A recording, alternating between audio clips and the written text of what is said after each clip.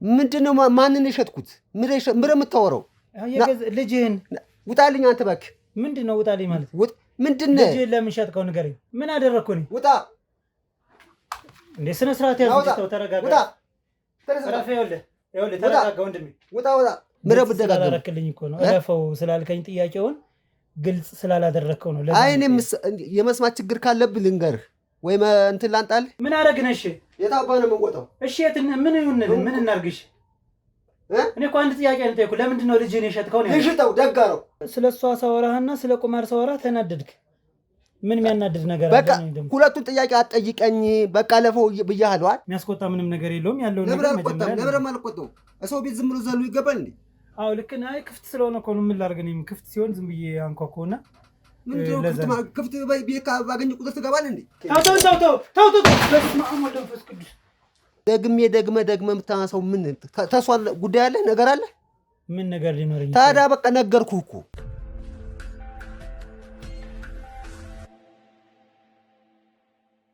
ሰላም ጤና ይስጥልኝ ውድ የሀብቴ ሚዲያ ቤተሰቦች እንደምን አላችሁ እኔ ሀብታሙ ነኝ ዛሬ ደግሞ አንድ ሰፈር ውስጥ እንገኛለን ማለት ነው እዚህ ጋር የምታዩት ወንድማችን ትንሽ የሚያሳፍር ነገር ስለሆነ ወደፊት መዞር አልችልም ስለዚህ ጀርባዬን ሰጥቼ እንደዚህ ውሉን ስላለኝ ባለው መሰረት ይሁን ብለናል ማለት ነው ሊነግረን የፈለገው ነገር ምንድነው የሚለውን ደግሞ ከአንደበቱ የምንሰማ ይሆናል ማለት ነው እናንተ ደግሞ ለዚህ ቻናል አዲስ የሆናችሁ በሙሉ ሰብስክራይብ በማድረግ የኛ ቤተሰብ ሁኑ ላለው ማለት ነው የኛ ቤተሰብ የሆናችሁት ደግሞ እንደተለመደው ኮሜንት ሴክሽን ላይ እየገባችሁ ሐሳብ አስተያየታችሁን አስቀምጡ እናየዋለን መተጋገዝ ባለብን ነገር እንተጋገዛለን ማለት ነው እስከ ፕሮግራማችን ፍጻሜ ድረስ አብራችሁን ቆዩላለሁ እሺ ወንድሜ እንደምን አለ እግዚአብሔር ይመስገን እንዴት ነው አንተ ሁሉ ሰላም ይመስገን እግዚአብሔር ይመስገን እሺ ምንድነው ልትነግረን የፈለከውና ከስምህ ጀምረን ልትነግረን የፈለከውና በምን አይነት መልኩ ነው ልንተጋገዝ የምንችለው የሚለውን እስኪ በደንብ አብራርተን ንገረኝ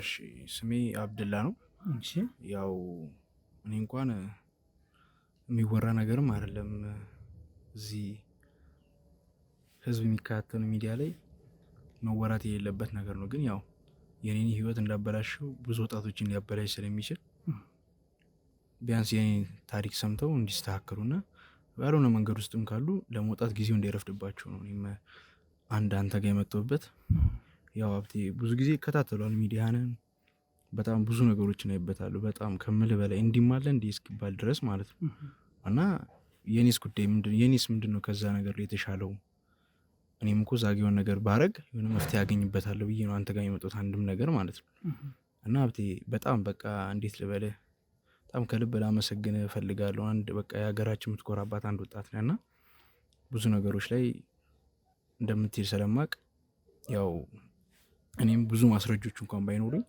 ጀስት በቦታው ላይ ያለውና ያንተን እገዛ ፈልጌ ነው አንድም የመጣሁት ያው እኔ እዚሁ አዲስ አበባ ልጅ ተወልጄ ያደኩበት ያው በቃ ልክ ሃይ ስኩል እንደጨረስን ነው በቃ የቁማር ሱስ ውስጥ የገባሁት ከዛን ጊዜ ጀምሮ ነው በቃ የሆነ ብር ታገኘ እዛ ጋር የሆነች ብር በቀላሉ ታገኘዋለህ ገብቷል በቃ እዛ ጋር ሄደን በቃ ሁላችንም ወይ አንዱ ይበላል ወይ አንዳችን ተበልተን እንመጣለን በቃ የእድል ጉዳይ ነው ያማገኘ ደስ ብሎን አንድ ላይ ተፍታተን ብለን እንመጣበት ግን ከጊዜ ወደ ጊዜ እየመጣ ሲመጣ በቃ ሁሉ ነገር ስራ ራሱ ሽባ ነው የሚያደርግ በቃ ስራው የሚባሉ ነገሮችን እንድታው ሌላ ነገር ውስጥ እንድገባ ነው የሚያደርግ ሱስ ውስጥ ትገባለህ በጣም ያጨናንቃል በጣም ብዙ ነገር ውስጥ የሚከተል እና በቃ እኛም ወጣትነታችን እዛ ጋር በጣም ነው ይበላብን እና በቃ በዚሁም እንድታስተላልፍልኝ የምፈልገው ወጣቱን ከእንደዚህ አይነት ሱስ ውስጥ እንዲወጣ በጣም ነው ፈልገው በጣም እና ያው እኔ እንኳን የሆነ አንድ ታሪክ ልነግርህ ነውና በዛ ታሪክ ላይ ተመርኩዘህ አንተም ያው የራስን የሆነ እርምጃ እንድትወስድ እና ቢስተካከል ብዬ ስለማምንበት ነው ከብሬ ጋር ትውውቃችን እንዲሁ እንዳልኩ እኔ ባደኩበት ሰፈር ውስጥ ተመላላሽ እንደኛው እየመጣ የሚጮት ቁማርተኛ ነው እና በቃ እሱ ደግሞ እንዴት ልበል ይለያል በቃ ምንም ነገር አይመስለውም እኛ እዚህ ጋር 2000 ብር 3000 ብር ተበልተን በቃ በጣም በቃ አብደምና ወደ ቤት ስንገባ እሱ ኢንሚኒየንስ ተበልቶ ምንም አይመስለውም በቃ ሰውም እሱ ሲመጣ በቃ ከቦት ነው የሚጮቱት በቃ ምንም ሲመጣ ደህና ሰው ነበር ተንቀሳቃሽ መኪና ነበሩት የሚያከራያቸው ሱቆች ነበር እንደነበሩ ታውቃለሁ እና በቃ አለ የተባለ ሰው ነው ከዛ ባለቤቱም ውጭ እንዳለች ሰምቼ ነበር። የእሷን ብርም በጣም ዱባይ ውስጥ ይመስለኛል አረብ ሀገር ውስጥ እየሰራች ነው የምትልክለት። ያው ልጆች ስላሉት ለልጆቹ ማሳደጊያ እያለች ነው እሷ የምትልከው። እሱ ግን እዚህ ጋር ምን እንደሚያደርገው እኛ ነው የምናውቀው። ከዛ በመሀል እንዳረፈች ምናምን ሰማን። ያው እሱንም የሰማ ነው ከሆነ ጊዜ በኋላ ሆን አላ ጥውር አለበት እሱም በጣም ማለት ነው። ምን ሆነ ምን ተፈጠረ መስሎኝ ባለቤት ይቋርፋ ምናምን። ታዲያ እሷ ማረፍ እንዲ ልታዝን እዚህ እንዲሁ መምጣት ሳይኖርብህ ለልጆች ነው እንጂ መኖር ያለብህ ምናምን ብለን አወራ ነው ብዙ ነገሮች። ግን ያው እሱ ምንም የሚሰጠን ምላሽ የለም።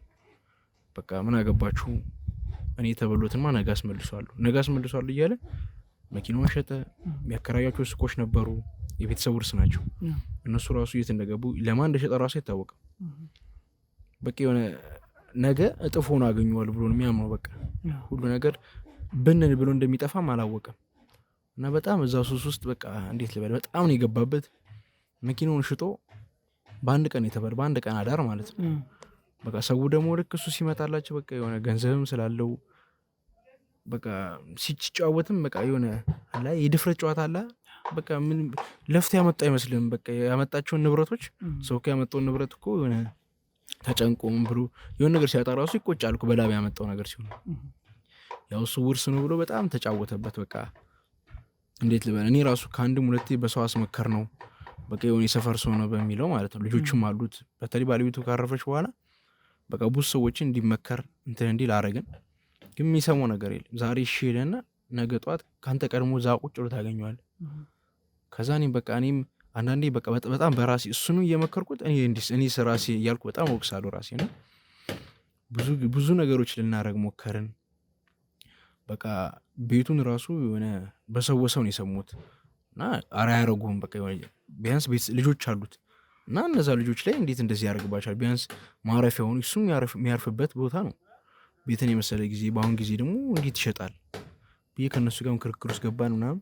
ካላመንክ ጠይቀው ምናምን። ከዛ እኔም በጨዋታ መልክ ምናምን የሆነ ቀን እድል ቀናውና በላ።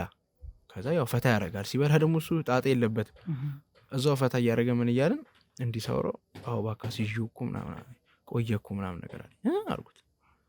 በቃ እዛው ተፈራርሞን እንደጨረሰ እና ብሩ ገብቶ ያ ብር አመድ እንደሆነና አሁን የሆነች ብር ቀርቶት ያ ብር ሲመጣለት ነው አሁን የአቂር መቶለት የገባለት ይሄ ብር ማለት እኛም ፈታ ያደረገበት ብር እና በቃ በጣም እንደነገጥኩኝ ገብቷል። እኔ እንዴ ምን አይነት ሰው ነው? በቃ ይሄ ሰው አይደለም። በቃ ምንም ህሊና የሌለው ሰው በቃ እንዴት ቢያንስ ለልጆች እንኳን እዚህ ጋር እኮ መኖር አለብህ አይደል? ልጆቹ ምን በሉ ምን ጠጡ እኮ አያውቅም። ይወጣል ጠዋት ማታ ሌሊት ይገባል። እሱንም ከበላ እዛውን የሚያድረው አይመጣም። ምን ሆነ ነው? በቃ እንዴት ልበል በጣለው ራሱ በቃ የሆነ የማይሆን ነገር ባረጉ በጣም ነበር ደስ ይለኝ። በቃ ሰውዬው ምንም የሰው አስተሳሰብ የለውም። እዚህ ጋር ለልጆቹ መኖር እያለበት እዛ ጋር የሚሰራቸው ነገሮች በቃ በጣም የሚያስጠሉ። መቼም ከልጆቹ ጉሮሮ ላይ እየነጠቀ እያመጣ ነው እዚህ ጋር የሚጮትበት ይመስለኛል። በቃ ሁሉ ነገሩን ስታየው ቡርክክ ብሏል እሱ ራሱ በቃ እንዴት ኧረ ቃል የለም። በቃ የምገልጽበት ታየዋለህ ሀብቴ ራስህ ስታየው የሰውየውን አክት ሁሉ ነገር ስትረዳው በቃ ይሄ ሰው የቁማር ሰው ነው የሚለውን ነገር በደንብ በቃ ጀጅ ታደርግበታለህ እዛ ላይ ማለት። እኛ በቃ እሱን ባየን ቁጥር በቃ መጨነቅ ጀመር። ከዛ የሆነ ታይም ላይ ስለ ፓስፖርት ነው ያወራኝ ጀመር። ይሄ ሰውዬ ምን ሊያደርግልን ፓስፖርት ደግሞ ውጭ ሊሞክር ነው እያልን እያሰብን ከተወሰነ ከሳምንታት ምናምን በኋላ የአፋጣኝ ፓስፖርት አለ እንደዛ ሶጥቶለት ለካ ልጁንም ሽጦታል። የገዛ ልጅ ሽጦታል ማለት በቃ እዚህ አሁን ደቡብ ምንድነው አረብ ሀገራት ውስጥ እረኝነት ነው ይፈልጋሉ። እዛ ሽጦታል። በቃ ይህን ስሰማ ጨራሽ አልቻልኩም። ሄጂ ተጣለሁት ራሱ የዛን ቀን ሰውን ያገላገል በቃ እንዲህ በተረትረው በጣም ነበር ደስ የሚለኝ። ግን በቃ ምንም እንዴት ልጅህን ትሸጣለህ ማለት የሆነ እንደው ብታጣ እንኳን የሆነ ለልጅ መሆን እኮ አለብህ። እዛ ጋር ወልደህ ያሳደግከው ልጅ ነው እንዴት ወስደህ ትሸጣለህ ለባርነት? ከባርነት ወጣን እያልን ስንሞጋገስባት የነበረ ሀገር ላይ ልጅን አውጥተህ ለባርነት መሸጥ ማለት በጣም ይሄ ከሰው አስተሳሰብ ይወጣ ነው። በቃ ይሄ ከደደብ በላይ ነው። ይሄ በጣም የሚገርም ነገር ነው እየነገርከኝ ያለው። እንደዚህም ይቻላል እንዴ ደግሞ እረኝነት መላክ ደግሞ ወደ ውጭ ሀገር? በቃ እዛ ሰው በሰው እሱ የሚታወቅ ነገር እኮ የለም። ያ ሰው ሄዶ ለስራ እንደሄደ ምናምን ነው የሚያውቁት። ሰፈር ሰው ምናምን ነገር ሲወጣ ምናምን ነገር በቃ ለስራ ይወጣ ምናምን ሞቅ ብሎት ነው የነገረንም። ይሄንንም በቃ እዛ ዴይሊ እንደማይመጣ በቃ መቼም ተመልሶ እንደማይመጣ አስረግጦ የነገረን በቃ ይሄ በእንደዚህ አይነት ገንዘብ እንደሸጠው እና ሰውም ያህል ነገር መሸጥም እንደሚቻል በሱም ያዩት በቃ ይገረመኝ ማለት ይቻላል እንዲ ቁስናን እንዲ ብለን የምታስበው ማለት ይሄ ጊዜ አልፏል የባርነት ጊዜ ተሸጠ በፊት አሁን ባሪዎች ነው የሚሸጡ አልነበር በእንደዛ ታይም ላይ ነበር ትሄዳለህ ታይተህ ምናምን ተሽጠህ ትመጣለህ የሆነ ሰው ይሸጥና ያ ገንዘብ ለራሱ ገቢ ነው አንተ ይልዛ መፍጋት ነው በቃ ምንም የራሴ የምትለው ነገር የለም እና ቢያንስ ይሆናል ያልወለደው ልጅ ቢሆን እሺ የቁማር ሱሱ በስቶበት ነው ምናምን ትላለህ ግን የገዛ ልጁ ላይ እንደዚህ ማድረግ በጣም በቃ ከባድ ነገር ነው እየነገርከኝ ያለው በጣም ከምል በላይ በተለይ ደግሞ አንድ አለ ሁለት ልጅ ሶስት ልጆች ናቸው የመሀለኛው ልጅ ነው የሸጠው ታላቂው አለ ታላቂው እንዴት እንዳላስበው ራሱ ግራን የገባኝ ማለት ለምን እሱንስ ይመስለኛል እዛ የሚፈልጉት የሆነ ለጋ ነገር አለ ግን የሆነ ድግ ያለ ብዙ ነገር ማያገናዝብ ምናምን ነገር ልጅ ነው የፈለጉት እና በቃ አንዴ እዛ ላይ ታሰማራዋለህ በቃ ሁሌ ዴይሊ እስኪያረጅ ድረስ ያንን ስራ ነው የሚሰራው እዛ ለማስለመር ነው ይመስለኛል ይሄን እንትን ያሉት እና በቃ ይሄ ነገር በጣም በቃ እኔ የኔም ጥፋት መሰለኝ ገብቷል እዛ ጋር እየመጣ እንዲህ ሲያረግ እንዲያረግ ሲል ይሄ ሰውዬ ኔክስት ምን ሊያረግ እንደሚችል መገመት አይከብድም በቃ ያ ሰውዬ ልጁን የሸጠ እነዚህ ሁለት ልጆች ምንድነው ተስፋቸው የሚለውን ነገር ማየት እዛ ጋር ትችላለህ በቃ እኔ ራሱ እናታቸው መሞት ተጎድተው ያሉ ልጆች ደግሞ ጭራሽ ደግሞ መሸጥ ነው ላይ ያለው በቃ እዚህ ጋር እናታቸው አዘናል ቢያንስ እንደ ሰው አይበሉ አይጠጡ ከስንት አንድ በቃ እንዴት ኧረ ኑሮ አይባልም ታላቂው እድሜ ለታላቂው ይሯሯጣል ምናምን ነገር ታናሽየው እንኳን ተማሪ ነው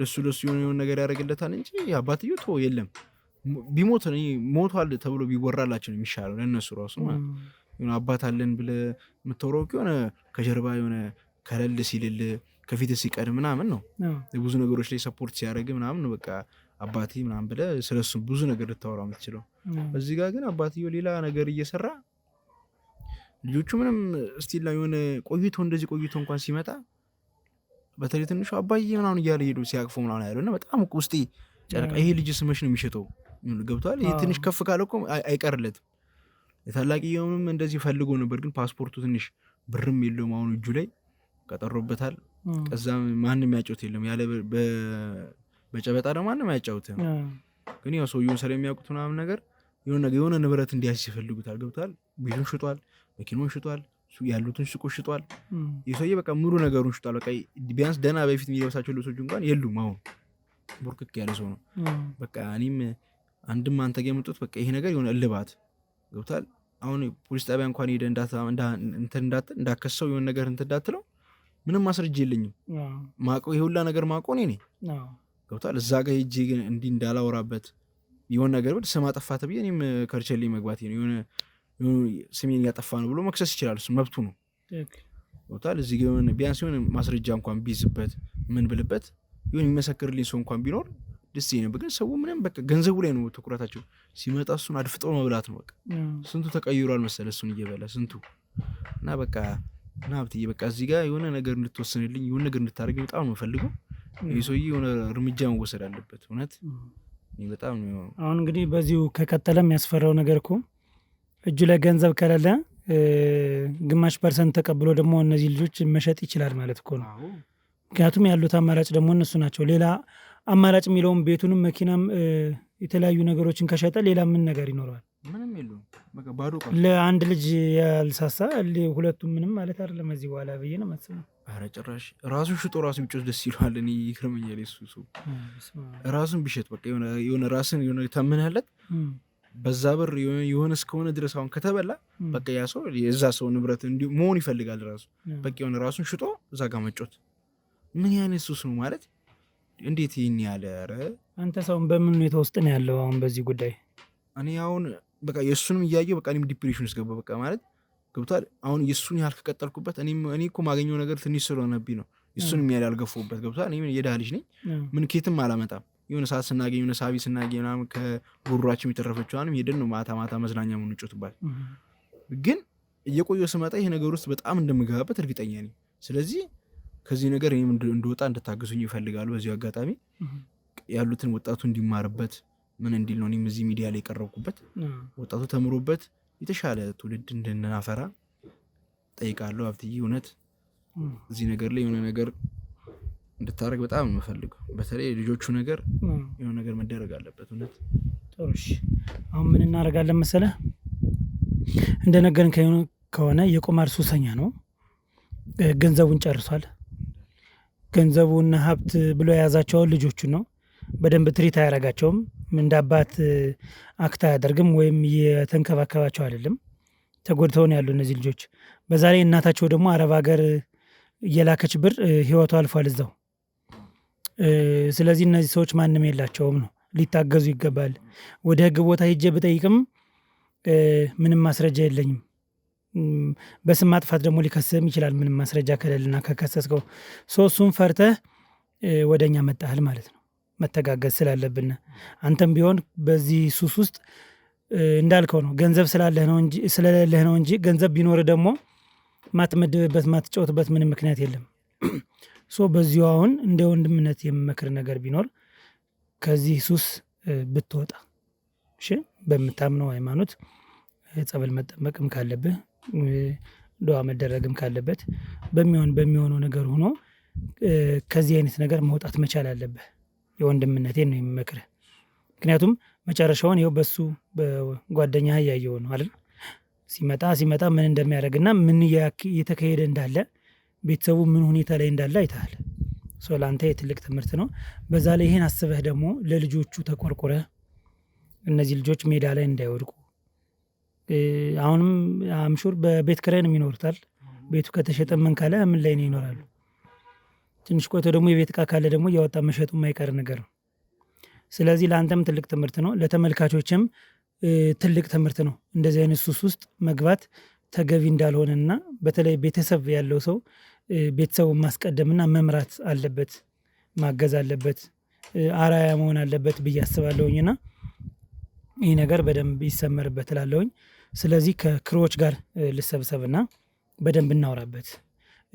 እኔ አሁን ይሄ ጊዜ የሚሰጠው ነገር ስላልሆነ ከቻልክ እንዲሁ አሁንም ወደ ቤቱ ብትጠቁመኝ፣ የሰፈር ሰው እስከሆነ ድረስ እዚሁ አቅራቢያ እንደሆነ ግልጽ ነው። ስለዚህ የምታደርገው ነገር አሁን ወደ ቤት ካለ ወደ ቤቱ ውሰደኝ። እንደው ልብስ ቀይሬ ቀስ ብዬ ለመምጣትም ጊዜም ራሱ የለኝም። ምክንያቱም ለእነዚህ ልጆች መድረስ መቻል አለብን። ዛሬ ቢሸጡስ እነዚህ ልጆች ደግሞ ዛሬ ሊሸጣቸው ይችላል፣ የሚታወቀው ነገር የለም እና ስለዚህ አሁን ጊዜ ሳናጠፋ ወደ ቤቱ ትወስደኝና ለማናገር እንሞክር አይሻልም? ጥሩሽ። ለሰጠህን ጥቆማ በጣም ከልብ እናመሰግናለን። ማንም ሰው እንዳንተ መሆን አለበት። የመከርኩን ምክር ግን ያዛት፣ ጠበቅ አድርገሽ። ተመልካቾቻችን እንግዲህ ያው የተፈጠረውን ነገር እንዳዳመጣችሁት ነው። ነገር ግን ምን ማድረግ አለብን የሚለውን ከክሮች ጋር ተሰብስበን በመወያየት ወደ ቦታው ቶሎ ጊዜ ሳንሰጥ ሂደን ልናወራ ይገባል ማለት ነው። አብራችሁን ቆዩ።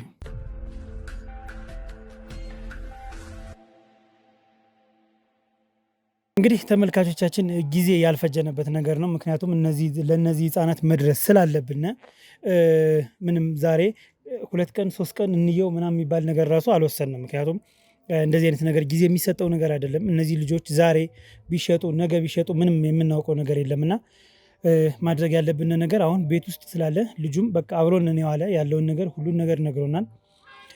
እኔን እንኳን ካላመናችሁኝ ሌላ ቁማር የሚጫወቱ 2 ሰዎችን አምጦ እነሱ ደግሞ የሰጡን ነገር በጣም ራስ የሚያም ነገር ነው የነገሩንና ይሄ ሰው በቃ ከዚህም በላይ ክልክል ለመስራት ዝግጁ የሆነ ሰው ነው። ሰው ግደል ይባል እንኳን ይገላል። ብዙ ነገር ነው ያሉን። ስለዚህ እኛ ማድረግ ያለብን ነገር ምንድነው? ወደ ቦታው ቶሎ ወደ ቤቱ በመግባት ያለውን ነገር ጠይቀን መረዳት የምንችለውን ነገር አወጣጥተን ለህግ መቅረብ ካለበትም ለህግ መቅረብ አለበት። ስለዚህ ተከተለኝ። ዛሬ እንትን የለም፣ ቶሎ ፈጠነ ወደ ቤቱ መግባት አለብን።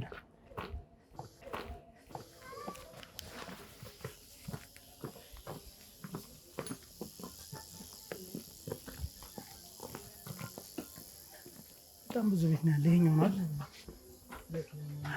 እዚህ ቤት ሰላም ነው? እንዴት ነው? ሰላም ነው? አማን ነው? እንዴት ነው? ሰላም እንደምን አለ? እግዚአብሔር ይመስገን። ሰላም እሺ፣ ሰላም ነው? እንደምን አለ?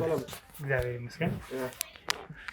ሽልማቶችን እየዞርን እየሸለምን ነበር። የምን ሽልማት ምንም በተመለከተ ነው ሽልማት ማለት ነው። አይ ተረጋጋ እንጂ መጀመሪያ ለምን ተረጋጋ? ካል አንተ ምንድነው ካሜራ ደገ እየጠቁ ምንድነው ያቆምልህ? ችግር የለውም እኮ ተረጋጋ። መጀመሪያ ፈቃደኝነት መጠየቅ አለብህ እኮ። ዝም ብለህ ሰው ቤት ይዘሉ ይገባል። ልክ ነህ። አዎ ምንም በዚህ እኔ እንትን የለኝም። ልክ ነህ። እናጠፋዋለን፣ ችግር የለውም። አጥፋው በቃ አሁን። እሺ እኮ ተረጋጋ። ታዲያ የሚያስቆጣ ምንም ነገር የለውም። ያለው ነገር መጀመሪያ ለምን አልቆጣው? ሰው ቤት ዝም ብሎ ዘሉ ይገባል እንዴ? አዎ ልክ ነህ። አይ ክፍት ስለሆነ እኮ ነው። ምን ላድርግ? እኔም ክፍት ሲሆን ዝም ብዬ አንኳኳውና ክፍት ቤት ባገኘ ቁጥር ትገባለህ እንዴ? እና ሽልማቶችን እየሸለምን እኮ ነው። ምንድን ነው ሽልማት ማለት? የቲክቶክ ቪዲዮ ነው። ቲክቶክ እየሰራን ነው እና ይሄም እኮ አንድ ማስረጃ እኮ ነው። አንተ ምን እንትን ምን ማስረጃ? እኔ ማስረጃ ምን የጠፋብኝ ነገር የለም። ማስረጃ ስጡኝ ብዬ ጠይቅኩ እንዴ? አይ ድንገት ዝም ብለህ እንደዚህ ስታየው የሚያስፈራህ ከሆነ ይሄ ነገር መኖሩ ቪዲዮ መኖሩ ጥሩ ነገር ነው። እኛንም ለማመን ለእኛ ማመኔታ እንዲኖረው ነው። ሌላ ምንም ነገር አንደኛ ኮፍያ አድርገህ ፊትህን ሸፍነህ ማንነት ለመግለጥ በማይታወቅ መልኩ ለምን እንትን ትላለህ እኮ? ገባኝ። እሱማ ችግር የለውም። ማንነቴን ማወቅ ከፈለክ ደግሞ መታወቂያ ማሳየት ትችላለህ። ችግር የለውም። እኛ ግን አሁን ምን እየነገርኩ ያለሁት ነገር ምንድነው? ይሄ የቲክቶክ ቪዲዮ ነው። ቲክቶክ ጊፍተሮች አሉ። እነሱ ጊፍት ይሰጡኛል፣ እኔ ደግሞ ለእናንተ ጊፍት እሰጣለሁ። ሌላ ምንም ነገር የለውም እኮ። ምንድነው ጊፍት ማለት ምንድነው? ሽልማት ነው። የገንዘብ ሽልማት ነው የፈለጋችሁት አሁን? እሺ ቆይ ይኸውልህ፣ መጀመሪያ ተረጋጋና እንትን ነው ይሄ ጥያቄዎችን ነው የምንጠይቅ። ጥያቄዎችን የግል ጥያቄዎችን እንጠይቅና ጊፍተሮች እነዚህ እዚህ የምታያቸው ላይቭ ነው የሚከታተሉት። ከዛ ለእኛ ሽልማት ይሸልሙናል። እኛ ደግሞ ሂደን ለምንጠይቀው ሰው ደግሞ ሽልማት እንሸልማለን። ምን አይነት ጥያቄ የምጠይቀኝ? ያው ፐርሰናል የሆኑ ጥያቄዎች ናቸው አብዛኛው። ግን ይኸውልህ ካላመንከኝ እንካ ቴሌብር ቁጥሩን አስገባው። ቴሌብር አስገባ። ቴሌብር ቁጥርን አስገባና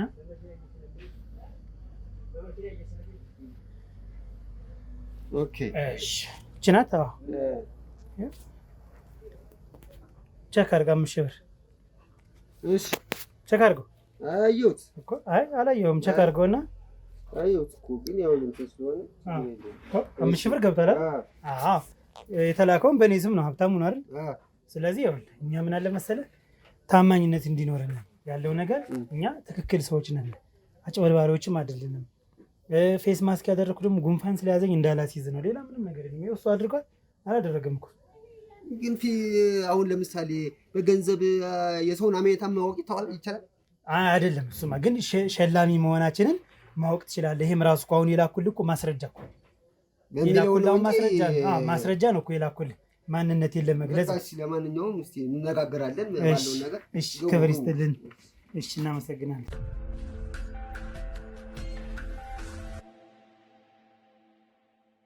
እሺ እንግዲህ ያው በቅድሚያ የቲክቶክ ቤተሰቦቻችን ፈቅዶ ስላስገባን ደስ ብሎናል። በእናንተ ስምና በእኛ ስም እናመሰግናለን ወንድሜ።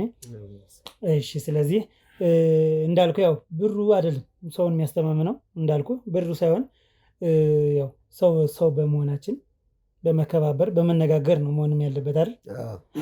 ልክ ነው። ስለዚህ እንግዲህ አንዳንድ ጥያቄዎች ነው የምንጠይቀው። የግል ጥያቄዎች ናቸው አብዛኞቹ የሚሆኑት። የግል ጥያቄዎች ናቸው። እነዛን የግል ጥያቄዎች ያው ፍሪ ሆነ ማውራት ነው። ሌላ ምንም እንትን የለውም። እሺ ከበድ ያለ ጥያቄ ምናምን የሚባልም ነገርም የለም። ከስምን ጀምርና እስኪ። ስሜ ምን አስፈላጊም አይመስለኝም። ምን ያስፈልጋል? ስሜን ምንም መግለጽም አልፈልግም፣ አያስፈልግም። ያው ልክ ነህ። ግን ቴሌብር እዚህ ጋር የላኩልህ ስላለ ስምህ እዚህ ጋር መታወቅ ይችላል እኮ። ከስሜ እንትን ካለው ውሰደው። ስሜን ይሄ አያስጨንቀኝም። ስሜን ውሰደው። ምን ታራኒ ስሜ ምን ያው ለመተዋወቅ ያከለ ጥያቄውን መጠየቅ ያለብህ እኔን ነው አለ። ጠይቀኝ መልሳለሁ። ስሜ ምን ያደርግልሃል? እሺ ችግር የለውም። በቃ ብቻ አንተን ያው የሚያስቆጣ ነገር አልጠይቅህም። ጠይቀኝ፣ ችግር የለውም። በቻልኩት ነገር መልስልሃለሁ። ምንም ይሄን ያህል እኮ እንትን የለውም እኮ። ትክክል ነሽ። እሺ ወንድሜ ከማን ጋር የምትኖረው እዚህ? ከማን ጋር? ከልጆቼ ጋር። በጣም ደስ ይላል። ልጆች አሉኝ። ያው ከልጆቼ ጋር እየኖርኩ። ስንት ልጆች አሉ? 3 ልጆች አሉኝ። ስለዚህ ትምህርት ሄዳሉ? የት ሄደው ነው አሁን? ቤት የለም ትምህርት ነው። አሁን ደግሞ ያው ትንሽ ትምህርቱም እያለም ስለሆነ ወጣ ብለው ከትምህርት ቤት ወጥተው ከልጆች ጋር ያው መጫወትም አለባቸው። ግዴታ መዘጋት የለባቸው። ልክ ነህ። እንዴት አድርገን አሁን ልጆችን ትሪት የምታደርጋቸው? በትምህርት በኩል ማለት አጋዥ ያስፈልጋል መቼም ትምህርት ሲማሩ። አጋዥ ቀጥረህላቸው ነው ወይስ አንተን የምታግዛቸው? አቅሜን ነው። አሁን እኔ እኮ አቅም ቢኖረኝና ልጆችን ተጨማሪ ድጋፍ የሚሰጥ መምህር መቅጠር እችላለሁ። ግን አቅም አለኝ ወይ ነው እኮ። አሁን እኮ ሁሉም ሰው ያንን ያደርጋል ኢትዮጵያዊ? አይ ሁሉም አያደርግም። ስለዚህ ማንኛውም ሰው እንደሚያደርገው እኔ ልጆችን እያስተማርኩ ነው። በልጆች በኩል ምንም የሚያደራድረኝ ነገር አይደለም። ልክ ነህ። ግን በምትችለው አንተስ ታግዛቸዋለህ ወይ ነው? አግዛቸዋለሁ። ልጆች አሉ እንዴ ኃላፊነትም እኮ አለብህ እንዴ መውለድ ብቻ ሳይሆን ያመጣኸውን ልጅም የማስተማር ግዴታም አለብህ። ግዴታዬን ደግሞ ባለው ነው አቅሜ እየተወጣሁ። አይ ጥሩ ደስ ይላል። ከልጆች የትኛው ነው ጎበዝ? ትንሹ ልጅ ትንሽ ጎበዝ ነው። እንትኑ ነቃ ያለ ነው። ትምህርት አቀባበሉም ትንሽ ከሌሎቹ እንትን ይላል ትንሹ። አይ ጥሩ ደስ ይላል።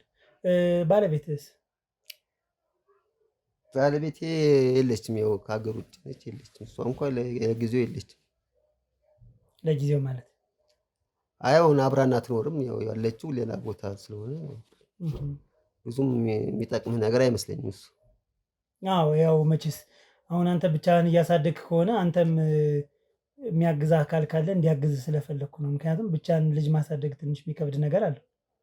ይከብዳል፣ እሱ የታወቀ ነው። እንኳን 3 ልጅ ቀርቶ አንድ ልጅም ራስንም መምራት በአሁን ሰዓት እየከበደ ነው ያለው። ግን ያው ከበደ ብለህ የምትሆው ነገር ደግሞ አይደለም። ይሄ ግዴታ መስዋዕትነት መሆን አለብህ። ያን መስዋዕትነት እየከፈልኩ ነው ያለሁት። ምንድን ነው አንተ የምትሰራውን ስራ? እኔ በግል ድርጅት ነው የምሰራው። ቅጥረኛ ነኝ፣ ተቀጥሬ እየሰራው ነው። አሁን ያን በቂ ነው ብለህ ታስባለህ ልጆችን ለማሳደግ? በቂ እንዴት ነው የሚሆነው? አንተ አሁን በገንዘብ በቅቶ ያውቃል? እንደው በእኛ በደሞዝተኛ ቀርቶ በነጋዴ ደረጃም እኮ ያለው እኮ በቂ አይደለም ነው የሚለው። ግን ባለህ ነገር ነው ራስህን እንትን ብለህ መኖር ያለብህ እንጂ በቂ ነው የሚል እኔ የለኝም። ግን ራስህን በራስህ ነው እንትን ማለት ያለብህ ማኔጅ ማድረግ እንጂ እኔ ነጋዴም ቢሆን አስመጭም ቢሆን ሁሉም በቃኝ ብሎ እየተቀመጠ ሰው የለም። እኔም የራሴን እየተሯሯጥኩ ልጆችን እያስተማር። በግልስ የምትሰራው ስራ አለ? በግል የምሰራው ስራ የለኝም። እኛ ሀገር ላይ ብታየው ነው ብትጀምርም 3 ወር 2 ወር ሰርተህ ይቆማል እንጂ በፊት ነበረኝ እንደዚህ። አሁን ግን የለኝም። ምን ነበር በፊት? በፊት የተለያዩ ቦታዎች ላይ እንደ ጥበቃ ምንም እያልን እንሰራ ነበር እና አሁን ግን መከላከያ ውስጥ ምናምን ነበርክ ማለት ነው? ያን በዛ በሚሊተሪ ማለፍ መቻል አለብህ ለጥበቃም ለመስራት። አሁን ነው የመጣው። በፊት ግን በዝም ብለህ ትገባ ነበር። አሁን ግን እንደ ስታንዳርድ ተደርጎ በመከላከያ ውስጥ ያለፈ መከላከያ ልምድ ያለው ምናምን ይባላል። ያ ነገር ደግሞ አሁን እኛ ከ2 ስራ ወደ 1 ስራ እያወጣን ነው ማለት ነው እንጂ መጀመሪያ ነበር። አይ ጥሩ ደስ ይላል። ስለዚህ አሁን በቂ አይደለም ብለኛል። የምታገኘው ነገር በቂ አይደለም። በቂ እንዲሆን የሆነ አይነት ስራ በግል መስራት ብትችልስ? እኔ ብዙ ማውቃቸው ሰዎች አሉና ምን አይነት ስራ? ለምሳሌ ስራው ምንድን ነው ነው? አንተ ምንድን ነው ፕሮፌሽን የምትፈልገው መስራት የምትፈልገው? እኛ እንግዲህ ያው የተለያየ ማሽን ላይ እንሰራለን። የማሽን ኦፕሬተር ነበርኩ። ማሽን ኦፕሬተር ላይ እሰራለሁ። በዛ ሙያ ከሆነ ደስ ይለኛል። ከዛ ውጭ የሆነ ደግሞ ሙያ ያልሆነ ነገር ሙያ ነው ብዬ ብሄድ ያው በማሽን ነክ ነገሮች ሙያ ነው ትሰራለህ። ነገር ግን ደግሞ የምትፈልገው ነገር ሊኖር ይችላል። ደግሞ መሆን የምትፈልገው ነገር እንደዛ አይነት ነገር ደግሞ እንድናመቻችልህ ከፈለግክ ነው የጠየቅከው። እስኪ ለምሳሌ በእናንተ በኩል ያለውን ነገር ባውቀው እኔም ራሴ ብዙ ቤተሰብ ስላለኝ ብዙ ቤተሰብ ነው ያለኝ እና ምናልባት እንደዚህ ብሰራ ባገኝ እኮ ደስ ይለኛል። ለምሳሌ የግል ምግብ ቤት ትንሽ ነገር ከፍቼ ፋስት ፉድ ነገር መንቀሳቀስ እፈልጋለሁ ብትል ያን ነገር ሳፖርት ማድረግ የሚፈልግ ሰው ይኖር ይሆናል። እነዛ ሳፖርት እንዲያደርጉ ሌላ ምንድን ነው ፍላጎት ያልኩህ ለዛ ነው። አሁን ቢኖረኝ ፈልገው ልጆች ወንዶች ስለሆኑ ቢያንስ የሱቅ ስራ ነገር ቢሆን እነሱ ይተካካሉ። አንደኛው ዕቃ ሊያመጣ ቢሄድ አንደኛው ይተካል። እኔም ካለው እኔ እንደዛ ያንን ማናጅ ማድረግ እችላለሁ። አሁን ሌላ ምግብ ነገር ብትል እዛ ማታ ፉድ ምናምን ስትል እዚህ ጋር ልጆቼ ደግሞ ማን እንትን ይልኛል? ማን በጊዜ ገባ ማን ነገር ቢኖር ጥሩ ነው በሚለው ነው እንትን። አይ ጥሩ መልካም ደስ ይላል። እንግዲህ ያው እንደዛ ነው ሀሳባችን። እስቲ ሁሉንም ፈጻሚው እግዚአብሔር ነው፣ ከሱ ጋር እንትን እንላለን። አንዳንድ ወጣቶች አሉና አሁን ደግሞ ትንሽ ምክር እንድትሰጣቸው ፈልጋለሁ። ያው መቼም 3 ልጆችን ስትወልድ ብዙ ነገር አሳልፋል። የታወቀ ነገር ነው። በብዙ ነገር ልታልፍ ስለምትችል እንደው ብትመክርልኝ። አንዳንድ ሱስ ውስጥ ገብተው የቀሩ ሰዎች አሉ፣ ቁማር ውስጥ ገብተው የቀሩ ሰዎች አሉና እንደው ለእነሱስ ምን ትመክራቸዋለህ? በአሁን ሰዓት ምንድን ነው የምትመክረውም ሰው እኮ ያለ አይመስለኝም። አሁን ሱስ ውስጥ የገባ ሰውዬን አውጣ ብትለው አይወጣልህም። ለመውጣት ከባድ ነው። እና ስለዚህ እኔ ቢቻል ከተቻለ ቢወጡ ጥሩ ነው። ከተቻለ ግን አሁን የጫት ሱስ ያለበት የሲጋራ ሱስ ያለበትን ሰውዬ ዛሬ ናውጣ ብለህ የምታስወጣው ነገር አይደለም። ብዙ ቻለንጆች አሉ። ቁማርስ ከእነሱ ይለያል ብለህ ታስባለህ? ቁማር እንግዲህ ያው ብዙም ቁማሩ እንኳ ትንሽ ራሱም ሊያስተምር ይችላል። ምክንያቱም በጥቃቅን ነገር የምትጫወተው ነገር እስካልሆነ ድረስ ብሩን ካጣኸው ምንም ማድረግ አትችልም። ያኛው ግን ከሰዎች ተቀብሎ ያጨሳል። ያ ነገር ነው እንጂ ቁማሩ ትንሽ ከባድ ነው። ባይገቡበት ደስ ይለኛል። ግን አንዴ ከገባህበት ደግሞ ትንሽ ለመውጣቱ ትንሽ የሚያስቸግር ይመስለኛል። እና እሱ ትንሽ እሱን ለመምከር እኔም ብዙም አይደለሁ ማለት በዛ አልፈህበታል አንተም? አይ በቃ ይህን ጥያቄ ባጠይቀኝ ደስ ይለኛል። እሺ ጥሩ፣ ችግር የለውም። ጥያቄው ማያስደስት ከሆነ እናልፋለን። ግን ያው የጫቱን መክራቸዋል። በአንድ ቀን መውጣት አይችሉም። አይቻልም። ሲጋራ፣ ጫት ምናምን በአንድ ቀን እናውጣ ብለህ ማስወጣት አይቻልም። ቢቻል ኖሮ ሁሉም ሰው ያስወጣ ነበር። ቤተሰብ አለው፣ እናት አባት፣ ወንድም እህት አለ፣ ማህበረሰብ አለ፣ ይመክርሃል። ግን የምትወጣበት መንገድ ከጎኑ በጣም መከታተልና ያንን ሰውዬ በአንድ ቀን ሳይሆን ቀስ በቀስ እያልክ እንደዚህ እየሳብክ ነው የምታወጣው እንጂ በአንድ ቀን መንጭቅ አድርገህ የምታወጣው ነገር እስካልሆነ ድረስ ቢቻል ያንን ሰውዬ ከጎኑ ካራክ ነው የምታወጣው። ከጎኑ ከራክ እሱ ልክ ስትረቅለት እሱ ደግሞ ያችን ፈጽሞ ይመጣና በአብሮ ይቀላቀላል። ያ ደግሞ ትንሽ እንትኑም ይፈልጋል፣ ኢኮኖሚም ይፈልጋል፣ አቅም ይፈልጋል። ያን ሰውዬ ብዙ ማዝናናት፣ የገዳሞች ምናምን ራሱን ቢዚ የሚያደርግበትን ነገር ካልፈጠርክለት ሱስ በመሰረቱ እኮ ከእንትን ጋር የሚገናኝ እኮ ነው፣ ከስራ ማጣት ጋር የሚገናኝ እኮ ነው። እንደ መደበቂያ እየተባለ እኮ ነው ሱስ የሚገባው አይደል? ኦኬ፣ ስራ ያለው ሰው ሱስ ውስጥ አይገባም። ቢገባም የሆነ ሊገባ ይችላል። አይገባም እያልኩ አይደለም፣ ግን እንትኑ የተወሰነ ነው። ያኛው ግን ከጠዋት እስከ ማታ ቁጭ ብሎ የሚቅም ሰውና በስራ ላይ ያለ ሰው 1 ሰዓት ወይ የግማሽ ሰዓት ጫት ቅሞ ሊገባ ይችላል። ያ እንደ ማነቃቂያ የምጠቀምበት ነው እያለህም ይላል አንዳንድ ሰው። ግን ያኛው ዘላለም ዓለም ቁጭ ብሎ የሚቀመው ሰውዬ ግን ከምን ማጣት ይመስላል? ራሱን ቢዚ ብታደርገው፣ ምንም አይነት ቢዚ ብንፈጥርለት ይወጣል ብዬ የሚል ግምት አለኝ። ባይወጣ እንኳ ከዛ ነገር ይቀንሳል። እርግጠኛ ሆኜ የምነግርህ ይቀንሳል። ግን እኛ ሀገር ላይ አሁን ማን ያንን የሚያደርግልህ? ኑሮ ራሱ ስለሚከብድ አንተ እኔን ለማውጣት ብትሞክርም የተወሰነ ልታስገባው ትችላለህ። ወይ ጎትቼ አስገባሃለሁ፣ ጎትተህ ደግሞ ለማስወጣት አንተ አቅም ሊኖር ይገባ። አቅም ስለ የሰውነት የፊዚካል አቅም፣ የገንዘብ አቅም፣ የኢኮኖሚ እውቀት አቅም፣ በእውቀትም በምንም ስትመክረው፣ በገንዘብ ስትደግፈው፣ ራሱን እንዳልኩ ቢዚ ስታደርገው በዛ መልኩ ነው ልታስወጣው የምችለው እንጂ ዝም ብሎ አይወጣልህ። በምንም ናመር አይወጣልህ። በተገኘችው ደቂቃ ሄዶ ቅሞ ይመጣል። ከዛ ቅማምኩ ያልቃምኩ ጭቅጭቅ ነው የምትፈጥረው። ስለዚህ ቢቻል እነዛን ለማውጣት ፍላጎቱ ያላቸው ሰዎች ራሳቸውን እኔ ይሄንን ልጅ ማውጣት አለብኝ ብሎ ካሰበ ብዙ ነገሮችን እንድልክ ባጀት በጅቶ ማውጣት ይቻላል።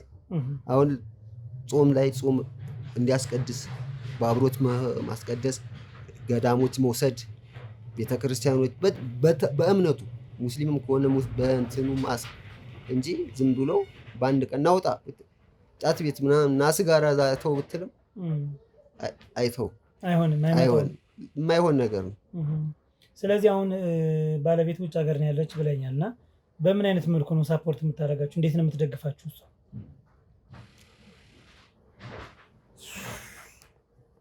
ይሄ ጥያቄ ትንሽ እንደው እንትን በትለኝ ከእሷ ጋር ምንም ይህ ጥያቄ ብታልፈኝ ደስ ይለኛል። ለምን በጣም አይምሮ እንትን የሚለኝ ነገር ስላለ ይህ ጥያቄም እንትን ማለት አልፈልግም። የሚረብሽ ነገር አለ። ያው የሚረብሽ ነገር ካለ እንተዋለን። ግን እኔ ደግሞ የጠየቅኩህ ሳፖርት ለማድረግ ስለሆነ ዞሮ እኔ እናንተ በደንብ መተዋወቅ አለብን ያለውን ነገር። እኔም አሁን ተያዥኜ ሌላ ተጨማሪ ስራ ላሰጥህ እፈልጋለሁ እና ያ የሚሆነው ደግሞ እኔ ደግሞ አንተን ሳውቅ ነው እኮ። እኔን ነው አሁን እኮ ስለ እኔ ማወቅ ካፈለክ እኔን ጠይቀኝ። አይ እንደውም የሰው ማንነት ለማወቅ በጓደኛው ሁሉ ይታወቃል እኮ። ግን አሁን ምን አለ መሰለህ በእኔ ነው አንተን የሚያስገቡ። ስለዚህ ያ ሰው ምንድነው እዚህ በፊት ሰራ የነበረ ማን ነው የሚለው ነገር ተያዥ እስከሆንኩ ድረስ ኃላፊነትን ይወስዳለሁኝ እኮ። ስለዚህ አሁን የሚስቴን ማወቅ አንተ ለአንተ ለተያዥነት የሚጠቅም ነገር አለ? አዎ። ለምሳሌ ምንድነው? እሷ ውጭ ነው ያለችው። ለምሳሌ ነግሬሃለሁ፣ ውጭ ነው ያለችው፣ በአረብ ሀገር ነው ያለችው። እኔ እዚህ ነው ያለሁት። እሷ እዛ ነው ያለችው። እኔ ነኝ አሁን እዚህ ጋር የምታገኘኝ። ስለዚህ ስለኔ ማወቅ ስለኔ መጠየቅ ካለብኝ እኔን ጠይቀኝ። ስለኔ ማወቅ ከፈለግ ሌላ ሰዎችንም አካባቢ ያሉት ሰዎች መጠየቅ ትችላለህ እንጂ ሚስቴ ጋር እኔ ብዙ ምትሉ አልመጣልኝ። ያው እንለፈው ካልክ እንለፈውሽ፣ ችግር የለውም። ግን እንዳልኩን ስለሚያስፈልገን ነው። ምንድነው አሁን ስለሷ የሚያስፈልግ ነገር? ነገርኩ፣ ደግሜ ነገርኩ እኮ አንዴ። መስማት ትችላለህ? አዎ እያዳመጥኩ ነው። ስለዚህ ደግሜ የምታነሳው ምን ተሷ ጉዳይ አለ? ነገር አለ? ምን ነገር ሊኖረኝ? ታዲያ በቃ ነገርኩ እኮ ነገርኩህ። እኔ እኮ የጠየቅኩ በምን አይነት መልኩ ነው የምትረዳችሁ እሷ? መጀመሪያ ነገርኩህ። አንድ ሰው ከነገረ ከአንዴም ሁለቴ ከነገርኩ ለምን ትደጋግማለህ? ምረብ ስላላረክልኝ እኮ ነው። እለፈው ስላልከኝ ጥያቄውን ግልጽ ስላላደረግከው ነው። አይ እኔ የመስማት ችግር ካለብህ ልንገርህ ወይ እንትን ላንጣልህ፣ መቦርቦሪያ ነገር ላንጣልህ ጆሮህን። ታዲያ ምንድን ነው? ለምን ትደጋግምብኛለህ? ለምን ብደጋግሙ? አሁን እኮ ስለ እሷ ሳወራህና ስለ ቁማር ሳወራህ ተናደድክ። ምን የሚያናድድ ነገር አለ? በቃ ሁለቱን ጥያቄ አትጠይቀኝ። በቃ ለፈው ብያለሁ። ምን ቅድም እኮ ፐርሰናል የሆነ የግል ጥያቄ ነው ስል ምንም ችግር የለውም ስላልከኝ እኮ። አሁን ደግሞ ምንም እኮ የሚያስቆጣ ነገር የለውም። ምን ያስቆጣል? እስኪ ንገረኝ። ለምን የሚያስቆጣኝ? ለምን ያስቆጣኝ? ንገረኝ እስቲ። እለፈው በቃ ይሄን ነገር አልፈልግም ስል ደጋግመህ የምትጠይቀኝ ቁማር ትላለህ። ምን ቁማር የምትለው ምንድን ነው? አንተ ቁማር ውስጥ ነህ? ያናደደህ ብሆንስ አንተን ይመለከታል? እኔን አይመለከተኝም። ስለዚህ የማይመለከትን ነገር አትጠይቀኛ። አንተ በፈለከው ነገር ማሳለፍ ትችላለህ። ግን ይህን ቁማር ስትጠቀም ይህን ነገር ስታደርግ ምንድን ነው እያልክ ያለሁ? አዎ ምንድን ነው? አዳምጠኝ። ይኸውልህ ምንድን ነው ማዳመጥ? አዳምጠኛ እንዴ። ይህን ነገር ስታደርግ ቤተሰቦችን እየሸጥክ አይደለም ነው? ምንድን ነው? ማንን የሸጥኩት? ምር የምታወራው?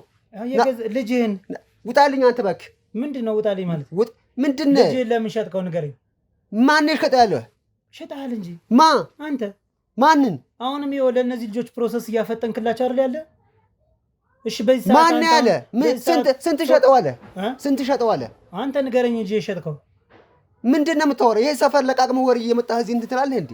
ሲጀመር መጀመሪያ አመጣጥክማ አልተመቸኝም። ምን አውጣልኝ። ምን ሆነ አመጣጤ ንገረኝ። ምን ሆነ? ምንም እኮ አልሆነም። በቃ ውጣልኝ። አይደለም ይኸውልህ።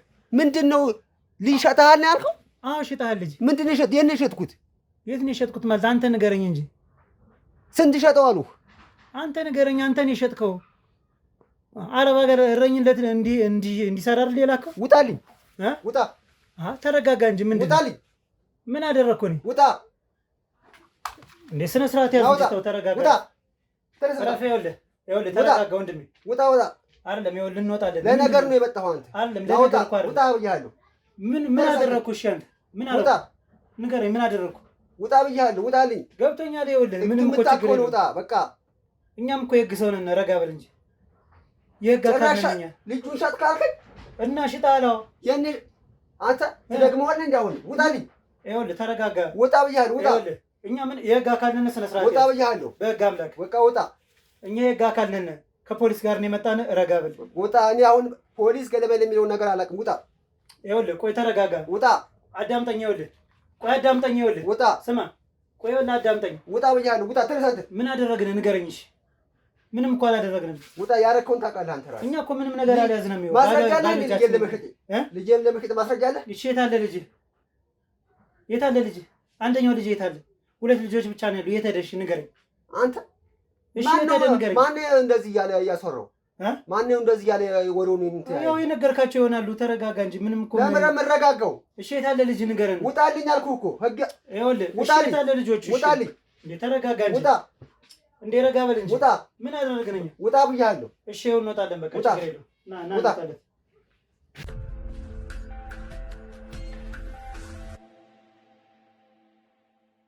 የታባን የምወጣው እንዴ ምንድነው የምትለኝ ያለው? ምን አደረግነሽ? የታባን የምወጣው? እሺ ምን ይሁንልን? ምን እናርግሽ? እኔ እኮ አንድ ጥያቄ ነው የጠየኩህ። ለምንድን ነው ልጅህን የሸጥከው ነው? ልሽጠው ደጋ ነው። ለምንድን ነው ልጅህን የሸጥከው? በላሁት በቃ በለዋለሁ። ልጅህን ሸጬ በላሁ። እሺ ምንድን ነው ምክንያትህ? ምን አገባህ? ሚስቴ ሞተች። ልጆች ይዤ እየተሰቃየሁ እያለሁ እሸጣቸዋለሁ። አሁን እኔ ደግሞ ልክ አይደለም። ልጆች እሸጣቸዋለሁ።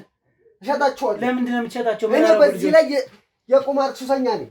እሺ ታዲያ ችግር የለውም። በቃ እኛ እንውጣ። በቃ ውጣ። ችግር የለውም። ና ውጣ። ተነስ ተነስ። ውጣ። ና እንውጣ። እንደውም አወጣም። የእነ የምወጣው እንዴ ምን አወጣም። እንዳወጣ ምንድን ነው የምትለኝ? ከአሁን በኋላ እንደውም ራሴ መሮኛል። ህይወት መራኛለች።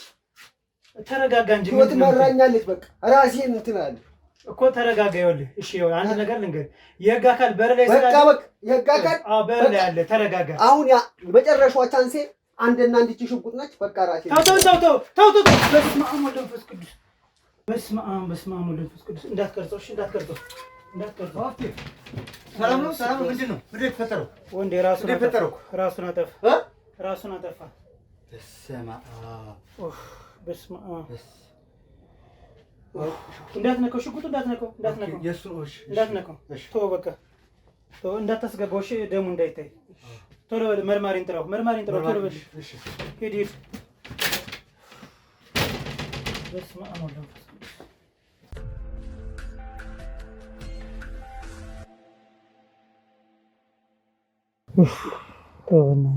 መረጋጋት ነው ያለብን።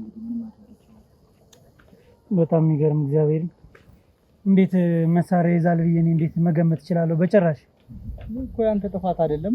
አፍቴ ምን መሰለህ፣ በቃ ባይፈጠር ጥሩ ነበር አይደል? አሁን በዚህ ልክ እኮ ማዘን ትክክል ነው ብዬ አላምንም። መጣር የነበረብህን ጣርክ። ስለዚህ አልሆነም። በቃ የፈጣሪ ነገር ስለሆነ ነው እንጂ አንተ እንደዚህ መሆን የለብህም። አይደለም መታገል ይችል ነበር። መሳሪያውን ይዤ መታገል ይችል ነበር። ወደ አንተ የኔ ጥፋት ነው። ወደ አንተ ያንተ ጥፋት አይደለም እያልኩ እኮ ነው እንዴ። ወደ አንተ ተኩሶ ቢሆን ወንዴ እንደዛ ይሻል ነበር ወንዴ። እነዚህ ልጆች ሳውንሽ እነዚህ ህፃናቶች አሁን ምንድነው የሚሆኑት? ይኸውልህ ሀብቴ፣ መጀመሪያ ተረጋግተን መፍትሄዎች መፈለግ ነው ያለብን። ይገባኛል፣ በጣም ከባድ ሁኔታ ውስጥ አይደለም አንተ ሰው እንደዚህ ሆኖብህ ብዙ ነገር እንትን እንደምትል አውቃለሁ። በቃ ባህሪ ስለማውቅ ወይኔ፣ ይኸውልህ ተረጋጋ። እንደዚህ መሆን መፍትሄ ሙሉ በሙሉ የኔ ጥፋት ነው። ያንተ ጥፋት አይደለም። ምንድነው ያንተ ጥፋት? አንተ እኮ አይደለም ያደረግከው። አይደለም መታገል ይችል ነበር፣ መያዝ ይችል ነበር። ከዛ በላይ ደግሞ ሌላ ሁለተኛ ሶስተኛ እልቂት ይፈጠር። እንደዛማ ነው። አሁን እነዚህ ልጆች ምንድነው ማደርጋቸው? እነዚህ ልጆች አሁን ምን ብለን የምናስረዳቸው? አሁን ከስራ ቆይቶ የትም ቆይቶ አሁን ገብቶ ቤት ምንድነው የምላቸው? እሺ ለሱ መፍትሄ አይጠፋም። ኧረ በስመ አብ። እነ መርማሪም እኮ መፍትሄ አለው ተረጋጉ አፍቴ እያሉ ነው አይደል? እነሱም በጣም እንዴት ብሎ መፍትሄ ኖረዋል? አሁን ይሄ ልጅ አይመለስ። አባታቸው አሁን አንድ ያላቸው አባታቸው ይሄ እሱ ነው። እናታቸው ሙታለች። እኔ ሻውን በምንድን ነው የምመልሰው ይሄን ሰውዬ? እነዚህ ልጆች አሁን ስለኔ ምንድን ነው የሚያስቡት? እስኪ ንገረኝ ወንዴ። ይኸውልህ ሳልረዳ ጋር ይቻላል ማፍቴ፣ ግን አንተም አንድ ያጠፋው ጥፋት የለም። ያ በዛ ሰዓት ብትታገለው በጣም ብዙ እልቂት ነው ሊፈጠር የሚችለው። እኮ በቃ እነዚህ ልጆች እኮ እኔ እንደ ገዳይ ነው የሚሆኙ እኮ። እኔ ላግዛቸው እንደመጣው እንዴት ብለው ነው የሚረዱት? ልጆች ናቸው ግን። ተረጋጋ። ዝም ብለው መረጋጋትና መፍትሄውን መፈለግ ነው። አሁን ያንተ እንደዚህ መጨነቅ ትክክል ነው ብያለሁ። ዝም ብለህ ተረጋጋና ያለውን ነገር ምን ማድረግ እንዳለብኝ አላውቅም። አሁን እንዴት ብዬ ነው እነሱ ህፃናቶች ነው እንዴት ነው የማያቸው አይናቸው? መጀመሪያ አንተ መረጋጋት ነው የሚቀድመው አይደል? ስለዚህ ተረጋጋና ያለውን ነገር እንትን እንላለን። ተረጋጋ። እሺ ነው በጣም ከባድ ነገር ነው። እንዴት ብዬ ነው እንትን የምላችሁ?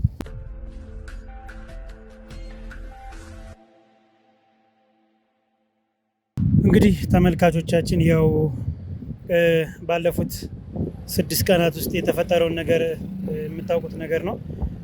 ከባድ ነገር ተፈጥሯል። እንግዲህ ወንጀለኛው ልጁን የሸጠው አባት ለማነጋገር በሞከርንበት ሰዓት ያደረገውን ነገር ያው የምታስታውሱት ነገር ነው። ራሱን አጥፍቶብናል በቀረጻ መሀል። ነገር ግን እኛ ምንም ማድረግ አልቻልንም። ከልጆች ጋር ነው የሰነበትነ። እኔም ወንዴም ክሮዎችም ስራ ሰራነ ማለት አይቻልም። ስራ አልሰራንም። ትንሽ አእምሮ የምን ተረብሾ ነበረ። ምክንያቱም የኔ ጥፋት ነው ብዬ ስላሰብኩኝ በጣም ትንሽ ተጎድቼ ነበር። ነገር ግን ለእነዚህም ልጆች ቢሆን እርዳታ ስለሚያስፈልጋቸው ቁጭ ብዬ አልተቀመጥኩም። መቀመጥም የለብኝም። ምክንያቱም ራሴ ያጠፋው ጥፋት ነው ብዬ ስላሰብኩኝ እነሱን መካስና መጥቀም ፈልጋለሁ በምንም አይነት ነገር። እስካሁን ድረስ ከጎናቸውን የነበርነ፣ ዛሬ ደግሞ እንግዲህ ከሀዘን ቤቱ አውጥተን ይዘናቸው መንገድ ጀምረናል ማለት ነው። ያም የሚሆንበት ምክንያት ምንድን ነው? ሊያግዟቸው የሚፈልጉ በጣም ብዙ ሰዎች አሉ። እነሱ እንትን ስላሉ ለማገዝ ፍቃደኛ ስለሆኑና ፍላጎት ስላላቸው እንግዲህ እዛው አካባቢ እንገኛለን ማለት ነው። በመኪና ይዘናቸው መጣናል። ምክንያቱም መታገዝ ስላለባቸው እና መቼም ወሎዬንና ወንዴ ይነግሯቸዋል። ከወንዴ እሺ፣ ያው እውነት ነው። በጣም ሰሞኑን የነበርንበት ሁኔታ በተለይ ሀብቴ የነበረበት ሁኔታ በጣም ራሱን ጎድቶ ነበረ። ሰሞኑን እንዳለው ትንሽ ስራ አልሰራንም። እውነትም አዝነናል። ምክንያቱም እንዲህ አይነት ነገር አጋጥሞን የማያውቅም እኛ ስንሰራ ስራዎቹን እና እነዚህ ልጆች ደግሞ መታገዝ አለባቸው፣ መረዳት አለባቸው እና ሁሉም ሰው ከጎናቸው ሊሆን ይገባል ብለን አስበን ነው እንግዲህ እነሱንም ማገዝ የሚፈልጉ ሰዎች ስለማይጠፉ ብለን እዚህ የተገኘ ነው። በጣም አዝነናል። እንግዲህ ፈጣሪ ነፍሱን በአጸደ ገነት ያኑረው። እኛ ያክል ጊዜ እንግዲህ አብረን ነበርን ከልጆቹም ጋር። እንግዲህ ወደፊት ማድረግ ያለብን ነገሮች በደንብ ማድረግ ያለብን ይመስለኛል እና ይሄ ነው ያለው ነገር። ወደ ውስጥ ገብተን ደግሞ ያለው ነገር ጥሩሽ። እኔ ደግሞ ያው ትንሽ ተስፋ ባካችሁ አትቁረጡ። እንደዚህ አይነት ሰዎች ቅድም ባለፈው እንግዲህ እንደ ምክር የተወሰነ ሰጠነ ነበረ። ባለፈው የሰጠን ምክር ምንድነው? ተስፋ ሰው መቁረጥ የለበትም። በቃ ልክ አልሰራም። ምክንያቱም ሁሉንም ነገር እንኳን ቢቶ ለልጆቹ ሲል ይህን ነገር ማድረግ አልነበረበትም። ግን እንግዲህ የእግዚአብሔር ፍቃድ ነው። እኛ ምንም ማድረግ አንችልም። እኛ ልናደርገው የምንችለው ነገር ቢኖር ምንድነው? እነዚህ ልጆች ሳፖርት ማድረግ መርዳት ነው። የምትችሉ ሰዎች ከጎናችን ሆኑ። ስለዚህ አሁን ድርጅቱ አካባቢ ነው ያለነ። ልጆቹንም ይዘን መጠናል። በምን አይነት መልኩ መረዳት እንዳለባቸው ምንም የምናውቀው ነገር የለም። ነገር ግን ልጆቹን አምጣልኝ ብለውኛል። እንግዲህ ወደ 7 የሚሆኑ ድርጅትና አቅም ያላቸው ሰዎችን አናግሬያለሁ። በዚህ ሰዓት ስልካቸው የሚሰራና እጃቸው የተዘረጋ 3 ሰዎች አሉ። ነገር ግን ከ3ቱ ደግሞ ይህን ቅድሚያ ሰጥቼ ወደዚህ መጥቻለሁ ማለት ነው፣ እንደሚያግዙልኝ እርግጠኛ ስለሆንኩ። ስለዚህ እንግዲህ ያለውን ነገር አብረን የምናየው ይሆናል። ና ተከተልን።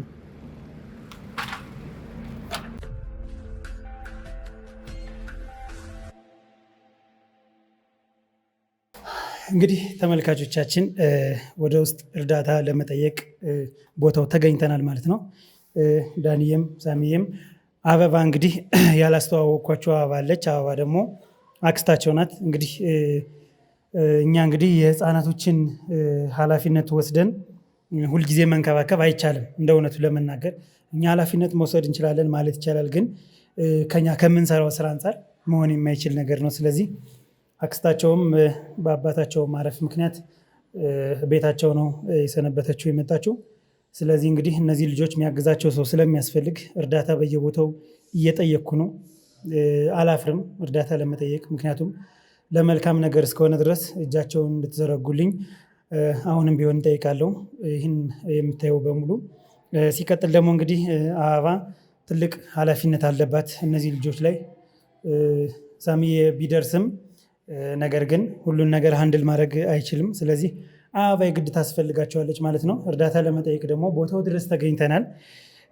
መናገር የሚፈልጉት ነገር ካለ እስኪ እድሉ ልስጣቸው። ከአበባ ጀምርና አመሰግናለሁ። እኛን ረድተህ እስከዚህ ድረስ ስለመጣህም በጣም ነው የምናመሰግንህ። እግዚአብሔር ያክብርህ፣ እግዚአብሔር ውለታውንም ይክፈልህ። እኛን ከሌሎች ሰዎች በተጨማሪ ሌሎች ሳይኖሩ አንተ በደንብ አድምጠህ እንደ ራስህ ቤተሰብ አድርገህ አድምጠህ እኛን እዚህ ድረስ ስላመጣህም አንተም አክብረህ ስለመጣህም በጣም ነው የምናመሰግንህ።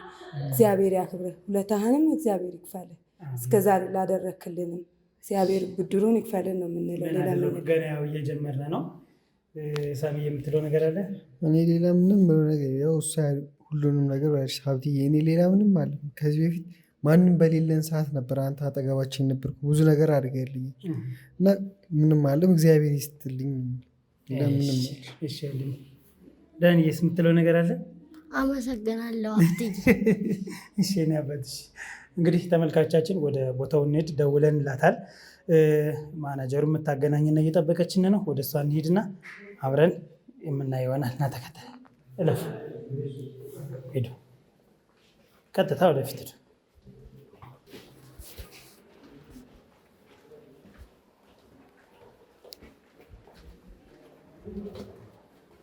እሱ ጋር እንዳትጠፉ ቆይሽ።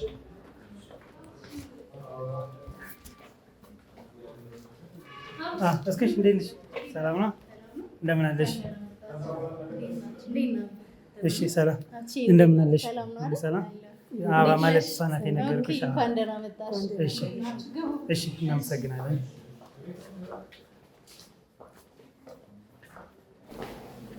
ሳሚ አንበሳው። እሺ እሺ፣ እስኪ እናመሰግናለን።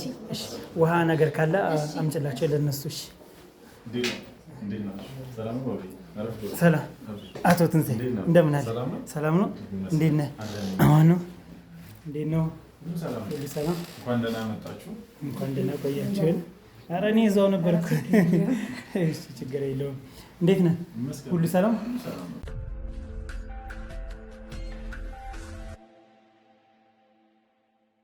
እሺ እንግዲህ በቅድሚያ አቶ ትንሣኤ ፍቃደኛ ሆነህ ልጆችን ለማገዝ ልጆችን ማየት እፈልጋለሁኝ፣ እንዲመጡልኝ እፈልጋለሁኝ።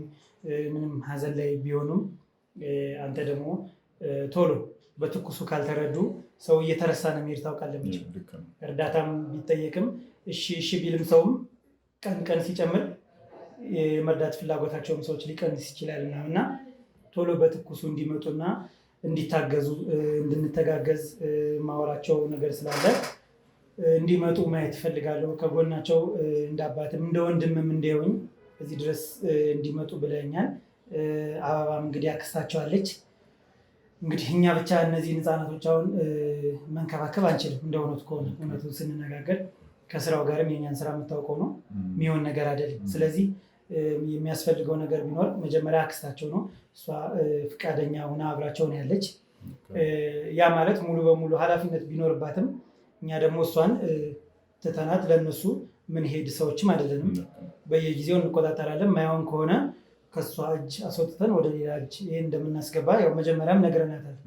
ያው እኛ ፈራጭ ቆራጮች አለን፣ ግን ምን ለማለት ነው ለእነሱ ከማሰብ አንጻር ነው። አንቺም አታሰቢም ለእነሱ ማለት አይደለም፣ ግን አሁን ከምታደርጊው በላይ እንክብካቤ ጨምረሽ ጥሩ የሆነ ፍቅርና እንክብካቤ ብታደርጊላቸው ደስ ይለናል። በዚሁ አጋጣሚ እዚህ ድረስ ስለጠራህንም በጣም ደስ ብሎናል። ከማንም ከምንም በላይ መጀመሪያ ለአንተ ስደውልም ደስ ብሎኝ የደወልኩልህ፣ ምክንያቱም ከዚህ በፊትም እንደማታሳፍረኝ አሳይተኛል። ከዚህ በኋላም እንደሚቀጥልም ተስፋ አደርጋለሁ። በደንብ ባለሙሉ ተስፋ ነኝ። ስለዚህ ቤት ነው፣ እንደ ቤት እንድታየው እንፈልጋለን። እነሱም አክብረውን እንግዲህ ሳይሳቀቁ ምን ሳይሉ መምጣታቸው በጣም ላመሰግናችሁ እወዳለሁ። ትልቅ ክብር ነው የሰጣችሁን። ሀብቴም በጣም እናመሰግናለን ሳሰስት እኛ ጋር በመደወል። እኛ እንደውም ትንሽ ቀር ያሰኘን ነገር ምናልባት የአባትየው ድርጊት ሳይፈጸም በደረስን ነገር ነገሮችን በደንብ ማኔጅ የምናደርግበት ሁኔታ ቢፈጠር ብለን ነው እና አሁንም አልረፈደም።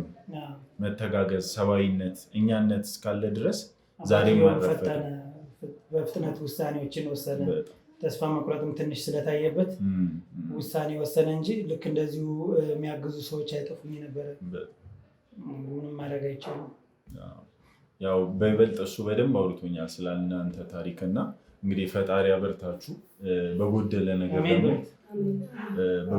ነገር ደግሞ እኛ በደንብ ተባብረን ተጋግዘን ብዙ ነገሮችን ማድረግ እንችላለን እና እናንተም ተስፋ ሳትቆርጡ እኛም ተስፋ እንቆርጥባችሁም። እናንተም በእኛ ተስፋ ሳትቆርጡ ደግሞ በይበልጥ የምንተጋገዝበትን ሁኔታ ለመፍጠር ነው ዛሬ ቢሮአችን ድረስ እንግዲህ እንድትመጡ ያስቻልናችሁ ማለት ነው።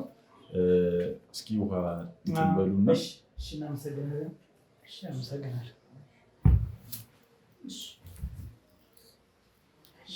እንግዲህ አንቺም የደረሰብሽን ነገር እናውቃለን።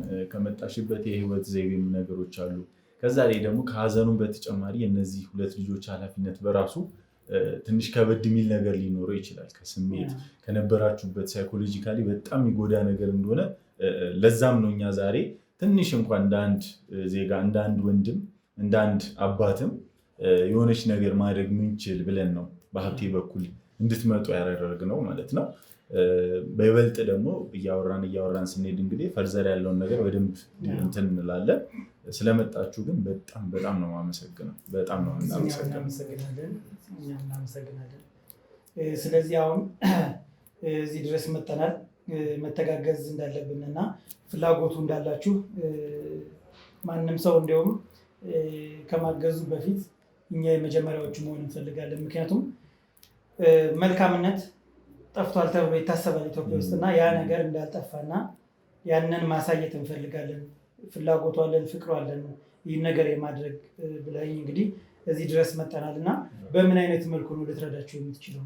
እነዚህ ልጆች አሁን ምንድን ነው ሊረዱ የሚችሉት የሚለውን ነገር በደንብ አድርገን ነገር በጣም እሺ። ምናልባት ሀብቴ ከአንተም ጋር ስናወራ እንግዲህ አሁን ላይ የመጀመሪያው ነገር የሚሆነው ብለን የምናስበው ማረፊያ ነው ብለን እናስባለን። ካለፉበት ከሄዱበት ነገር አንጻር ከእንደገና ደግሞ አሁን አንደኛውም ወንድማቸው እዚህ እንደሌለና ብዙ ነገሮች ውስጥ እንዳለ እየሰማን ያለ ነው እና ወደ ቀጣዩ እርምጃ ለመራመድ መጀመሪያ እጃችን ላይ እነሱ ናቸው ያሉት፣ አቅራቢያችን እነሱ ነው ያሉት እና እንደ አንድ ኢትዮጵያዊ እንደ አንድ ዜጋም እንደ አንድ የዚህ ማህበረሰብም አባል ወንድሞቼ ናቸው። ባቢም ማደርሰው ልጅ ነው የሚሆነው እና በጣም ታናሽ ወንድማችን ነው። ትምህርቱ መቆም የለበትም። ኦልሬዲ ይሄን ዓመት እንደምንም ጨርሷል። እሱን ነገር ነግረኸኛል። ግን ለቀጣዩ ዓመት ደግሞ ከወዲሁ መዘጋጀትና ከወዲሁ ነገሮች መሟላት ያለባቸው ነገሮች ስላሉ መጀመሪያ የምናደርገው ነገር የባቢ ትምህርት ቤት የሚቀጥልበትን ነገር ነው የምናመቻቸው። ቅድም እንደነገርኩም ደግሞ ነገሮችን ከማሟላት ባለፈ ትልቁ ነገር የሳይኮሎጂካሊ የሚመጣው ኢፌክት ነው። ያንን ነገር በደንብ ትሪት የምናደርግበትን እና ዘላቂነት ያለው ነገር ነው ለመስራት ዛሬ የተቀጣጠር ነው። እንግዲህ በመጀመሪያ እንደ ግሩፕም ስናወራ ፐርሰናሊም ከአንተ ጋርም ስናወራ ቅድም መግቢያም ላይ እንዳልኩ ማረፊያ ያስፈልጋል እና በዋነኝነት የመጀመሪያ ውሳኔ ላይ ደረስነው የ2 ዓመት የቤት ኪራይ ኦልሬዲ ተዘግቶላቸዋል፣ ተከፍሎላቸው ማረፊያ እንግዲህ አግኝተዋል ማለት ነው። በጣም እናመሰግናለን። 2 ዓመት ማለት ትንሽ ነገር ሊመስል ይችላል፣ ግን በጣም ብዙ ነው። የ2 ዓመት በጣም ብዙ ነው። አሁን እዚህ አዲስ አበባ ላይ ቤት ኪራይ እንደምታውቀው ነው መቼም ተኩስ ነው እና ያንን ነገር ራሱ ለ2 ዓመት መታገዝ ማለት ከመሰጠት የማይተናነስ ነገር ነው። ክብር ይስጥልን። እናመሰግናለን። እኛም እናመሰግናለን። ማለት ቅድሚያ እድሉን ማግኘት መቻል ራሱ በጣም ትልቅ ነገር ነው። ማለት ይቺ እንደመነሻ የምትሆን ነገር ናት። በዘላቂነት ደግሞ እሷም ስራ እየሰራች እነሱን ቴኬር የምታደርጉበት ወንድማችንም እንግዲህ ያው ስራው ዓለም ላይ እንደተቀላቀለም አንተም ነግረኸኛል እና እሱም ደግሞ በዘላቂነት ስራ የሚሰራበትን መንገድም እያመቻቸን ያለ ነው። ትልቁ ነገር ደግሞ እኔ በጣም ደስ ያለኝ ባቢ ትምህርት የሚማርበት እንደዚህ አይነት ቤት መኖሩ፣ ማረፊያ መኖሩ፣ ተረጋግቶ ትምህርቱን ከነበረበትም ነገርም በአንዴ ሳይሆን ቀስ በቀስ የሳይኮሎጂውን ነገር እኛም ትሪት እያደረግ ነው በባለሙያም እንትን እያስባል ነው የምንሄድበትን መንገድ ነው ለመፍጠር እያሰብን ያለ ነው። ከዛ ባለፈ ደግሞ ምናልባት የአንተም ቤተሰቦች አንተም እንግዲህ ፈቃደኛ ሆነልናል እና ተጋግዘን ደግሞ ቀጣይነት ያላቸውን ነገሮችን እንድናደርግ ነው አንተንም በዚሁ የጠራሁህና እስኪ እሱንም ነገር አንተም በለኝና ደግሞ በይበልጥ ያሉትን ነገሮች ፈርዘር ደግሞ እንትን እንላለን። በጣም ጥሩ። ከመጣሁ አይቀር እንግዲህ እነሱም ያደረክልኝ ነገር በጣም የሚያስደስት ነገር ነው። ወደ ስራው ዓለም እሱ እንዲቀላቀል ልታደርግልኝ ነው።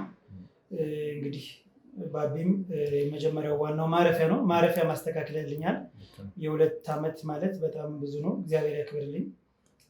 ከዛ ሲቀጥል ደግሞ እንግዲህ አበባም አለች። አበባ ቁጭ ብላ እነሱን ኮንትሮል ከምታደርግ አበባም ትንሽ ስራ ልትይዝ የምትችልበት ነገር እናንተ ጋር ስራ ካለ ሌላ ቦታ ስራም ካለ እየሰራች ሲተጋገዙ ይሻላል። እሱም እንግዲህ በዚህ ደግሞ ስራ እየሰራ ነው። አበባም ስራ ልትሰራ የሚችልበት ነገር ቢመቻች እሱም ማድረግ የምትችሉ ከሆነ አንደኛ ጥያቄ ይሄ ነው። ሁለተኛ ደግሞ ምንድን ነው እኔ አሁን እንዳደርግልህ የምትፈልገው ነገር ምንድን ነው? ማለት ይሄን ነገር ስታደርግልኝ መልካምነት እያሳየ ሌላ ለምንም ነገር አይደለም እነዚህን ሰዎች የምታገዛቸው ሰው። እኔ ደግሞ የቤተሰቦቼ ቻናል አለ፣ የኔ አይደለም የቤተሰቦቼ ነው፣ የእነሱ ቻናል ነው እና በእነሱና በእኔ ስም ምን ልገዝህ በዚህ ቻናል እኔ ምን ልርዳ በምችለው ነገር ማለት ነው። እድሉን ስለሰጠኝ እንግዲህ አብቴ በጣም ነው የማመሰግነው።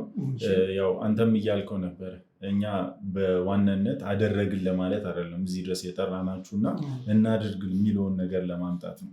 እንደ አንድ ማህበረሰብ አንተም እኔም የአንተም ቤተሰብ ተመልካቾች ተጋግዘን እነዚህም ቤተሰብ ህይወታቸውን እናሻሽልበት የምንለውጥበትን ነገር እናመቻች ለማለት ነው እዚህ ድረስ የጠራው እንጂ በጣም ቀላል ነው። እኛም እነሱ ባሉበት ቦታ ማድረግ እንችላለን።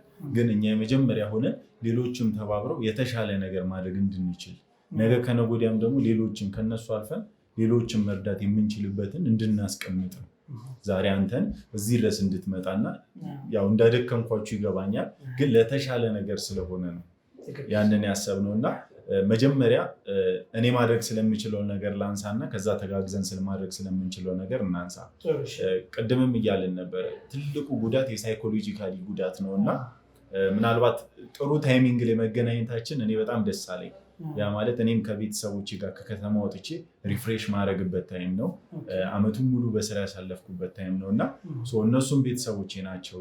ልጄ ነው፣ እህቴ ናት፣ ወንድሜ ነው እና እንደ አንድ ቤተሰብ እነሱን ይዣቸው ኦልሞስት ለ2 ሳምንት የሚቆይ ከከተማ ወጣ ብዬ የምዝናናበት ፓኬጅ ስለነበረ እነሱን ኢንክሉድ አድርጌ የመጀመሪያውን ሐዋሳ ላይ ከዛ አርባ ምንጭ ነው ጉዞ የሚሆነው ማለት ነው።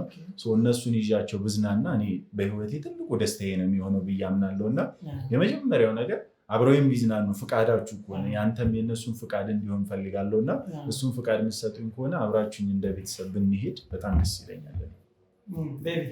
ምን ትላለህ? ከከተማዎች እንዝናና እያለ ነው። ደስ ይላል። ትፈልጋለህ? ያው ያንተም ፍቃድ እሺ ነው ብለው አንተና መጀመሪያ ሀብቴን ነበር የማውቀው። ከዛ በኋላ አንተ ከጎናችን በሆነው የሀብቴ ቤተሰብ ከጎናችን በትልቅ እግዚአብሔር ይስጥልኝ ለሁላችሁም እና በጣም እናመሰግናል። በአሁኑ ሰዓት ማንም በሌለን ሰዓት ከጎናችን ስለሆናችሁ በጣም እናመሰግናል። እነዚህ ልጆች እንደዚህ እንደ ልጆቻችሁ የእህቴ ልጆቹን እንደ ልጆቻችሁ እንደ ቤተሰብ እንደ ራሳችሁ ቤተሰብ አስባችሁ እንደዚህ እንክብካቤ የሚያደርግ በዚህ ሰዓት በኢትዮጵያ እውነት በጣም ነው የምናመሰግነው። እግዚአብሔር ይስጥልን። እንደ ራሳችሁ ልጆች እንደ ወንድም አይታችሁ ለምታደርጉት ነገር ሀብቴ አንተንም በቅድሚያ የምናውቀው አንተ ነው እና እውነት እሱም በአንተ በኩል በመጣው እናመሰግናለን። ግን አንተን ለአንተ ትልቅ ምስጋና አለን። እውነት በጣም እናመሰግናለን። እግዚአብሔር ይስጥልን። በጣም እናመሰግናለን። ስለዚህ ፍቃድ አግኝተሃል ማለት ነው። አብረው መሄድ ይችላሉ። በጣም በደስታ ነው። እሱን እናስተካክላለን። ደስ ይለኛል። ከዛ ባለፈ እንግዲህ አሁን ደግሞ ማስቸግረው አንተንና ያንተን የዩቲዩብን የቤተሰቦችን ነው ማስቸግረው። ያ ማለት ያለውን ነገር በጣም እኔ እናንተ ዲቴሉን በደንብ ስለምናውቀው ማለት ነው። ማለት ዛሬኛ የ2 ዓመት ብለን ልንተዋቸው አንፈልግም። በተከታታይነት ቅድምም ብለዋል አንተ እሷ ላይ ሙሉ ኃላፊነቱን መጣል አንፈልግም። እኔም አንተም ያንተን ቤተሰቦች በደንብ ተጋግዘን በየጊዜው እየተከታተልን እስከ መጨረሻው ድረስ የሚደርሱበትን ይፋም እናደርገዋለን። እዚሁ ቻናል ላይ የት ጋ ናቸው የሚለውንም ነገር እናሳያለን ብዬ አምናለሁ። ስለዚህ እሱን ለማድረግ እንግዲህ ያንተን የዩቲዩብ ቤተሰቦች እንፈልጋቸዋለን። ያው ከዚህ በፊትም አላሳፈሩንም፣ አሁንም እንደማያሳፍሩን እናምናለን እና እንግዲህ ለወገን ነው የምንደርሰው፣ ለቤተሰብ ለልጆች ለወንድሞቻችን ነው እንድረስ እያልን ያለ ነው እና ተጋግዘን እንድረስ እንተባበር ነው ሀሳቡ። በይበልጥኛ አሁን ከስራችን ጋር ባለው ሁኔታ ነው እንግዲህ እንዲያግዙ የምንፈልገው። ምናልባት ዛሬ የተገናኘ ነው እንግዲህ ሜሪት ፕሮፐርቲስ ይባላል ካምፓኒያችን፣ ሜሪት ፕሮፐርቲስ ይባላል። አሁን በትልቁ መሀል መርካቶ ተክለ ሃይማኖት ላይ እንግዲህ የንግድ ማዕከል እየሸጠ ነው የሚገኘው።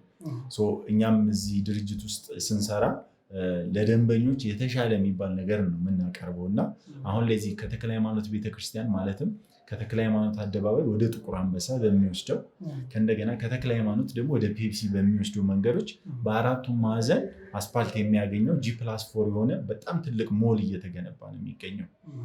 እዚህ ሞል ላይ እንግዲህ ከ11 ካሬ በ16 ካሬ በ22 እና በ32 ካሬ ቆንጆ የሚባሉ ንግድ ሱቆችን አውጥተናል፣ ለሽያጭ ክፍት አድርገናል። ምናልባት ያውቁታል ብዬ አስባለሁ። የተወሰነ ጊዜያቶችን በታላቅ ዲስካውንት እየሸጥን ነው የምንገኘው። ይህ ንግድ ማዕከል እንግዲህ 2 ቤዝመንቶችን ይይዛል። ይህ ቤዝመንት አንደኛው ቤዝመንት ሙሉ ለሙሉ እዛ ላይ እስከ G+3 ድረስ ለሚገዙ ደንበኞች ለእያንዳንዱ ሱቅ በነፃ የተዘጋጀ የፓርኪንግ ሎት ይኖረዋል ወይም የፓርኪንግ ማቆሚያ ቦታ ይኖራቸዋል ማለት ነው።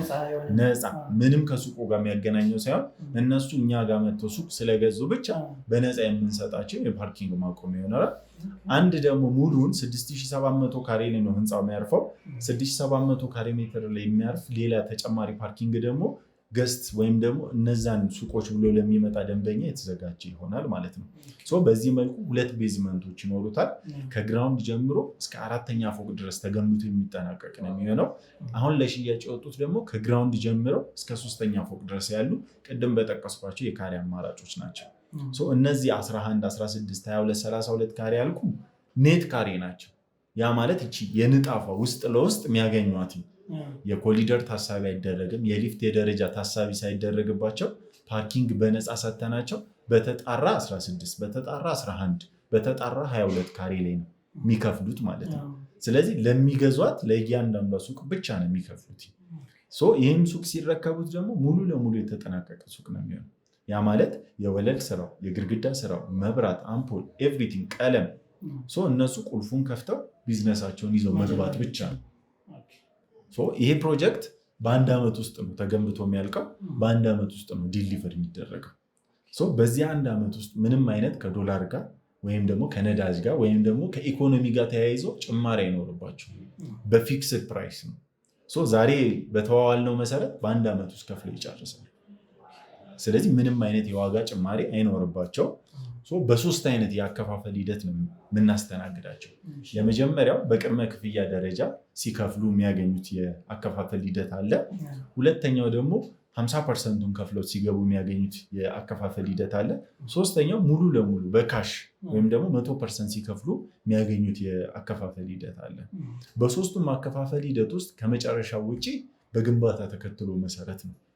ያ ማለት አሁን ላይ ፋውንዴሽን እየተሰራ ነው ያለው። ቅድመ ክፍያውን ሲከፍሉ ምናልባት በ16 በ32 እና በ22 ካሬዎቹ ላይ ከ640 ሺህ ብር ቅድመ ክፍያ ጀምሮ በ22 ካሬ ሲሆን ደግሞ ከ825 ሺህ ብር ቅድመ ክፍያ ጀምሮ በመክፈል ውል በማሰር ቀሪውን ፔመንት በ1 ዓመት ውስጥ ያ ማለት ጠቅላላ ዋጋቸው ከ5 ሚሊዮን 600 ሺህ ብር ከ4 ሚሊዮን 900 ሺህ ብር እንዲሁም ደግሞ ከ4 ሚሊዮን 400 ሺህ ብር 3 ሚሊዮን 300 ሺህ ብር ጠቅላላ ዋጋቸው። የሚገርም መርካቶ ላይ ለቁልፍ የሚወጣ ሂሳብ ነው። በቁልፍ ሂሳብ ነው። እኛ በጣም በትልቅ ቅናሽ፣ ለዛውም ራሱን የቻለ ግራንድ ሞል ነው። በአራቱም ሳይድ ክሎዝድ የሆነ የማርኬት ስትራቴጂን ይዝ እና ትልልቅ ጌቶች ናቸው የሚኖሩት።